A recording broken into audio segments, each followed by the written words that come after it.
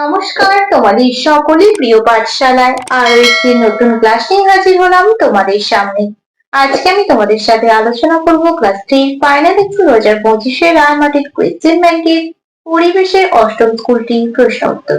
আমি আজকের ক্লাসটি শুরু করার আগে বলতে চাই আমার সকল সাবস্ক্রাইবারদের এবং আমার সকল ভিউয়ারদের অসংখ্য ধন্যবাদ জানাই, এবং যারা এই প্রথম আমার চ্যানেলটিতে ভিজিট করেছো তারা অবশ্যই আমার চ্যানেলটিকে সাবস্ক্রাইব করে পাশে থাকা বেল আইকনটি প্রেস করে অল নোটিফিকেশন অন করে দিও, যাতে সকল ভিডিও আপলোড করার সাথে সাথে তোমাদের কাছে তার নোটিফিকেশন পৌঁছে যায়।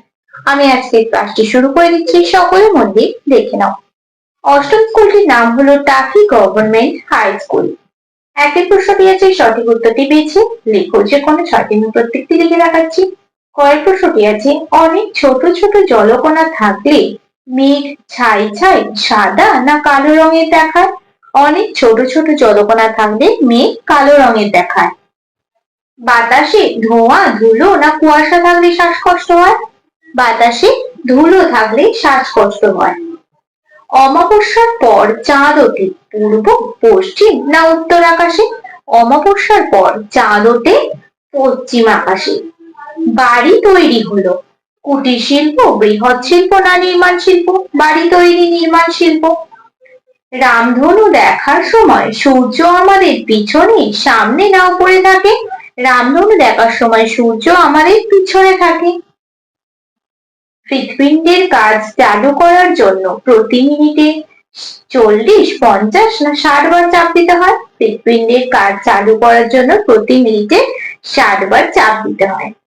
রামধনুর মাঝের রংটি হলো হলুদ, সবুজ না আকাশি? রামধনুর মাঝের রং সবুজ।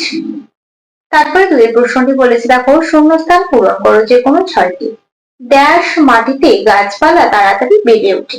কোন মাটিতে? উর্বর মাটিতে। তাহলে এখানে লিখে দিতে হবে উর্বর। স্বাস্থ্যই ড্যাশ, স্বাস্থ্যই সম্পদ। ফুল ফল হলো ড্যাশ সম্পদ? ফুল ফল হলো বাগিচা সম্পদ। পৃথিবীর একমাত্র উপগ্রহ হলো চাঁদ। শরীর খারাপ থাকলে কাজে ড্যাশ ঘাটতি হয়? শরীর খারাপ থাকলে কাজে উদ্যমে ঘাটতি হয়। তাহলে এখানে লিখে দিতে হবে উদ্যমে, কাজের উদ্যমে ঘাটতি হয়। জলের ফোঁটা ড্যাশ হয়ে গেলে রামধনুর রংগুলো মিলিয়ে যায়? কি হয়ে গেলে? জলের ফোঁটা বাষ্প হয়ে গেলে, বাষ্প। শীতকালে পুকুরের উপরে যে ধোঁয়ার মতো দেখা যায় তা আসলে কি? জলকণা। জলকণা। বা লিখতে পারো বা জলীয় বাষ্প পূর্ণ কুয়াশা। কুয়াশা। পরবর্তী পৃষ্ঠায় কি কি প্রশ্ন দেওয়া আছে দেখে নেওয়া যাক। তিনের প্রশ্নটি আছে, সঠিক বাক্যের পাশে সত্য ও ভুল বাক্যের পাশে মিথ্যা লেখো। সূর্য পৃথিবীর চারিদিকে ঘোরে, মিথ্যা। টেস্টার দিয়ে শরীরের তাপমাত্রা মাপা হয়, মিথ্যা। ধূলিকণা ছাড়াও মেঘ জমাট বাঁধে, মিথ্যা। হৃৎপিণ্ডের কাজ রক্তকে সারা শরীরে পৌঁছে দেওয়া, সত্য। বেনি আর সহকলা হলো দিক চক্ররেখা, মিথ্যা।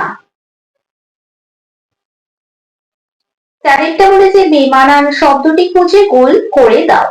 সূর্য, তারা, চাঁদ, মাটি। মাটি বেমানান, তাই গোল করে দিতে হবে। তারা, মেঘ, বৃষ্টি, বাজ পড়া, কোনটা বেমানান? তারা। মাদুর বোনা, ঝিনুকের পুতুল তৈরি, ঝুড়ি তৈরি, বাড়ি তৈরি। বাড়ি তৈরি বেমানান। মূর্তি তৈরি, বিদ্যুৎ উৎপাদন, অভিনয় আর ছবি আঁকা। অভিনয়টা হয়ে যাবে বেমানান। পাঁচেরটা আছে কস্তম্ভের সঙ্গে খস্তম্ভ মেলাও। চাঁদের বাড়া কমা কি হয়ে যাবে? চাঁদের বাড়া কমা হয়ে যাবে চন্দ্রকলা। আকাশের রং নীল, চাঁদের আলো জ্যোৎস্না, পৃথিবীর সবচেয়ে কাছের তারা সূর্য। তারপরে 6 প্রশ্নটি বলেছে নিচের প্রশ্নগুলির একটি বাক্যে উত্তর দাও, যে কোনো 10টি প্রত্যেকটি করে দেখাচ্ছি। তারাগুলি কোন দিক থেকে কোন দিকে সরে যায়? তোমরা এইভাবে লিখবে, তারাগুলি পূর্ব দিক থেকে পশ্চিম দিকে সরে যায়। আমি শুধুমাত্র উত্তরটা লিখে দিচ্ছি, পূর্ব দিক থেকে পশ্চিম দিকে। তোমরা যখন লিখবে তারাগুলি পূর্ব দিক থেকে পশ্চিম দিকে সরে যায়, এভাবে লিখবে। সপ্তর্ষি মণ্ডলে কয়টি তারা থাকে? সপ্তর্ষি মণ্ডলে 7টি তারা থাকে। আমি শুধুমাত্র উত্তরটা লিখে দিচ্ছি, 7টি। কৃষ্ণপক্ষে শুরু হয় কবে থেকে? কৃষ্ণপক্ষে শুরু হয় পূর্ণিমার পরের দিন থেকে। আমি শুধুমাত্র উত্তরটা লিখে দিচ্ছি, পূর্ণিমার পরের দিন থেকে। পূর্ণিমার পরের দিন থেকে। তোমরা যখন লিখবে এইভাবে লিখবে, কৃষ্ণপক্ষে শুরু হয় পূর্ণিমার পরের দিন থেকে। গাছ জন্মাতে গেলে কি কি দরকার? গাছ জন্মাতে গেলে আলো, বায়ু, মাটি, জল দরকার। আমি উত্তরটা লিখে দিচ্ছি শুধুমাত্র, আলো, বায়ু, জল ও মাটি দরকার। তোমরা এইভাবে লিখবে, গাছ জন্মাতে গেলে আলো, বায়ু, জল ও মাটি দরকার। আমি শুধুমাত্র উত্তরটা লিখে দিলাম, আলো, বায়ু, জল ও মাটি দরকার। তোমরা আমার কথাগুলো ভালোভাবে শুনবে। তারপরে ওয়ার্ডটা বলেছে বাজ পড়া কাকে বলে? দেখো এখানটা লিখবে, মেঘে মেঘে ঘষা লেগে মেঘের এক জায়গা থেকে আর একটা জায়গায় বিদ্যুৎ যায়, তখন আলোর ঝলক দেখা যায়, আকাশে বিদ্যুৎ চমকায়। মেঘ থেকে মাটিতে বিদ্যুৎ গেলে তখন তাকে বাজ পড়া বলে। 6 প্রশ্নটি বলেছে, আগেকার দিনে জাহাজের নাবিকরা কোন তারা দেখে দিক নির্ণয় করত? আগেকার দিনে জাহাজের নাবিকরা ধ্রুব তারা দেখে দিক নির্ণয় করতো। আমি শুধুমাত্র উত্তরটা লিখে দিচ্ছি, ধ্রুব তারা। ধ্রুব তারা। তারপর প্রশ্নটা আছে 6টা, রবার কি ধরনের সম্পদ? রবার কৃষিজ সম্পদ। কৃষিজ সম্পদ।